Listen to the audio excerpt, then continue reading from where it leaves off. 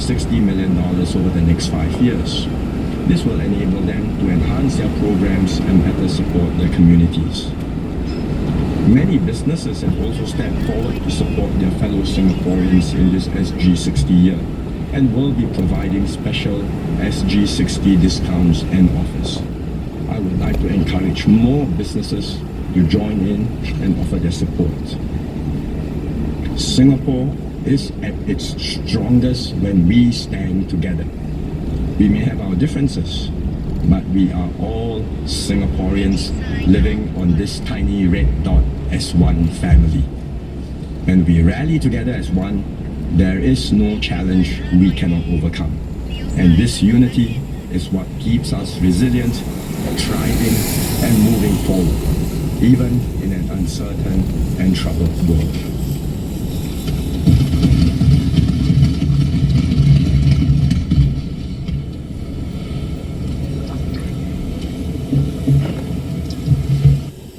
Hey bro, Hey, hello. what's your name? Umar. Okay, this is Jeremy. It's my first time filming with Tabla. A critical enabler for Singapore's continued success is sound and healthy public finances. We achieve this by living within our means and running a balanced budget over each term of government. This means spending prudently to meet our immediate and future needs, ensuring that our revenues cover expenditures, and keeping the tax burden as low as we can, while not burdening Singaporeans with debt. In this term of government, we've made several significant changes to our tax system. These revenue moves give us the resources we need to meet our spending needs and also make our fiscal system more progressive. The GST rate increase ensures we have the revenues to look after our growing number of seniors, even with rising healthcare costs.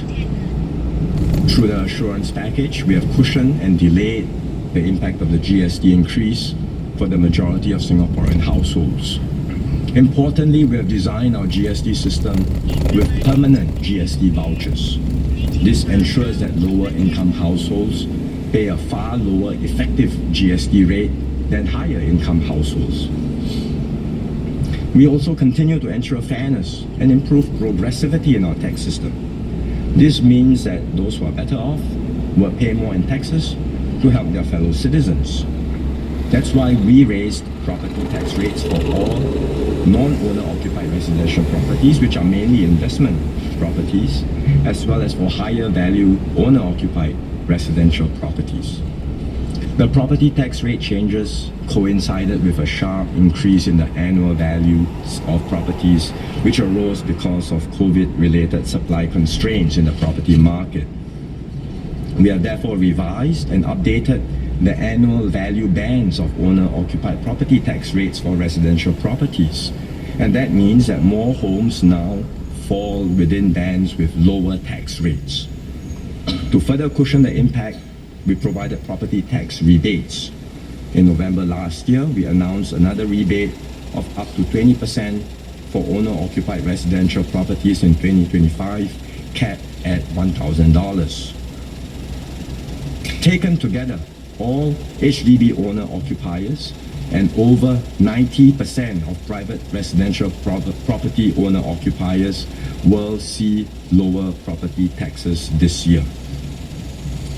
The changes we made to our tax system this term have put us on a stronger fiscal footing. They provide us the resources we need to better meet our society's needs, all while keeping our overall system of taxes and transfers fair and progressive. Let me turn to our latest fiscal position. For financial year 2024, our revenue collections were better than expected. A key reason is the upside in our corporate income tax. In the past, our corporate income tax collections were quite stable at about 3.2% of GDP. But collections increased significantly in the last 2 years and are projected to reach 4.1% of GDP in FY 2024, which is quite significant. This is an unexpected change.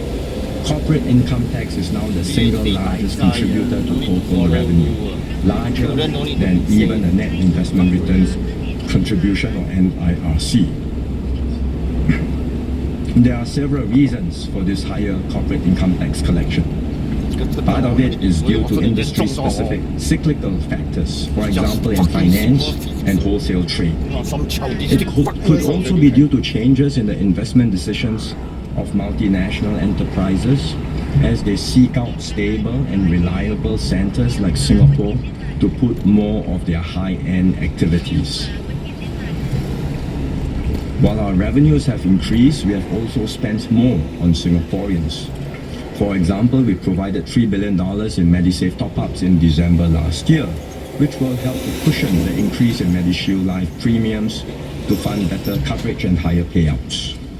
We also earmarked resources for projects to boost economic competitiveness, including developing critical infrastructure like Changi Terminal 5 and for the energy transition. Overall, I expect to end FY 2024 with a surplus of $6.4 billion or 0.9% of GDP. For FY 2025, I expect a similar fiscal position with a surplus of $6.8 billion or 0.9% of GDP. We will continue to keep an eye on our medium-term fiscal projections. In 2023, the Ministry of Finance released an occasional paper showing that we expect to keep our fiscal position roughly balanced until 2030. For now, this remains our assessment, and let me explain. There is considerable uncertainty about how government revenues will unfold over the coming decades. At this juncture, it is too early to determine if the recent increase in corporate income tax collections is temporary or a lasting trend. There could be some additional corporate income tax revenue from FY 2027 onwards, with the implementation of the domestic top-up tax, which will raise the large MNE's effective tax rate to 15%. But how much revenue we will get from this change depends on whether these MNEs continue to find it attractive to remain in Singapore. Moreover, there is now great uncertainty about the global tax environment. The new US administration has withdrawn from the earlier consensus forged by the OECD and other countries. And it remains to be seen what further moves the US and other major economies will make in this new geopolitical environment. So we will assess our options as global tax developments unfold and adjust our policies where necessary. Meanwhile, we are certain that expenditure will continue to rise. Government spending has been rising steadily over the years, from about 15% of GDP to about 18%. And based on historical trends, we can expect our spending to go up to 20% of GDP by around 2030. With growing global uncertainties and the need to invest more in our workers and better support our rapidly aging population, there will be added pressure to raise spending, possibly at a pace that exceeds previous increases. So we will continue to monitor fiscal trends closely and update our medium-term projections. In the meantime, we will spend responsibly and ensure resources are allocated effectively. If and when there are near-term fiscal upsides, we will put the resources to good use, including for our social and economic needs. Ultimately, we will always ensure that all Singaporeans benefit from our nation's progress.